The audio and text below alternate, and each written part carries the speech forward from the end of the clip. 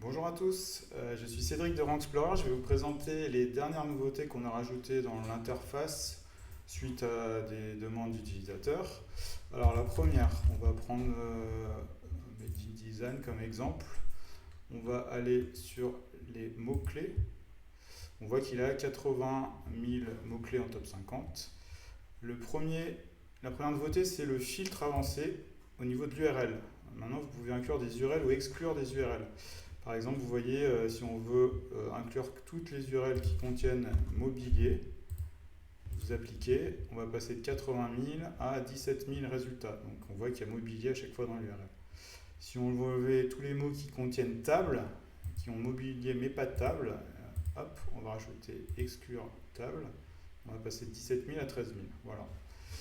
Après, l'autre nouveauté, c'est que vous pouvez naviguer directement depuis la courbe. Par exemple, si vous voulez voir le mois d'avril 2025, vous cliquez dessus et automatiquement vous allez être changé de mois tout en conservant les filtres.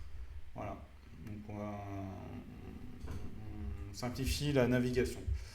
Ensuite, une autre nouveauté, c'est dans l'analyse de liens backlink. Nous avons rajouté le nombre total de résultats. Donc là, il y a 1200 domaines référents. L'idée, c'est de rajouter le nombre d'enregistrements dans le tableau. Comme ça, dès qu'on filtre, si on veut tous les follow et indexer, eh ben, on va passer directement à 216. Ça permet de voir facilement combien il y en a. Auparavant, ce n'était pas le cas. Et enfin, la dernière nouveauté, c'est dans la boîte à outils bulk domaine. Il est à présent possible de suivre en bulk une liste d'URL. Vous copiez-coller une liste, par exemple j'ai pris une liste d'URL sur Search Console pour Explorer, je clique sur analyser et j'ai toutes les données.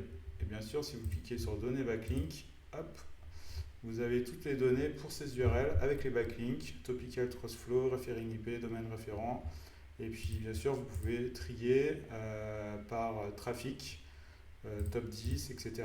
et voir assez facilement les caractéristiques des URL. Voilà, c'est tout et à bientôt pour les prochaines nouveautés.